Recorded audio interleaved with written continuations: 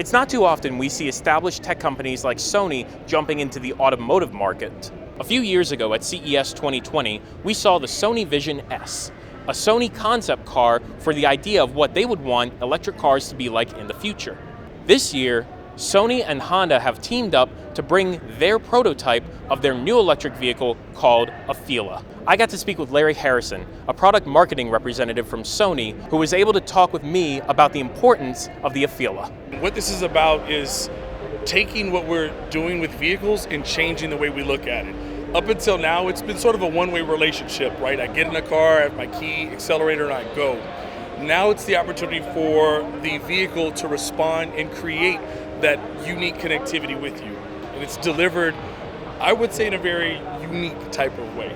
Now, even though this vehicle lines itself up perfectly to be a contender with Tesla and Lucid, Sony says that's not what they had in mind when they were designing this vehicle with Honda.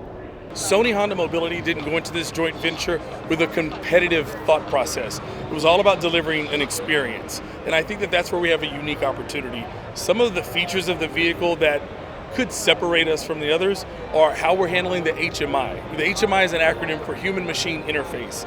So not only just the safety component of the vehicle, the way you're inside of the vehicle and the way the entertainment just sort of envelops you, it's a whole thing.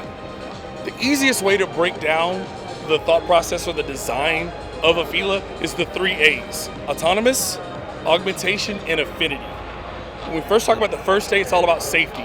So with 45 individual cameras and sensors inside and out, it's all about giving you that safe driving experience. With an autonomous level of 2+ or level 3, depending on conditions, I think we're absolutely right there. The next is augmentation, and that goes back to HMI and the in-cabin experience. With facial recognition, time-of-flight sensors, as soon as the driver gets in, the car identifies who it is and completely changes the cabin for their specific needs. But it doesn't just stop with the driver. Also, the passenger has the same type of experience. You see, there's more people in a car than just the driver. So the fact that the car can identify all the people in the car based upon their facial recognition profile that's set up and customized is exactly what this car does.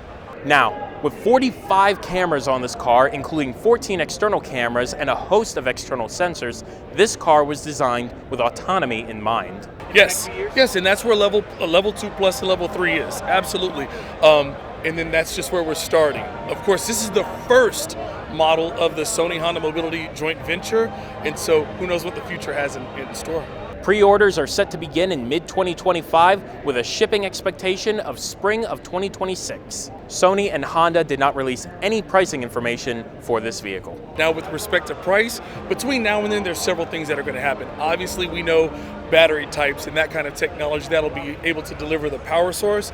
There's still a couple of things that are up in there that'll help dial in that price. But look for that pricing to come clearly before summer of 2025. Be sure to subscribe to Dragon Rider Network for more tech content from CES 2023 and check out the website dragonridernetwork.media.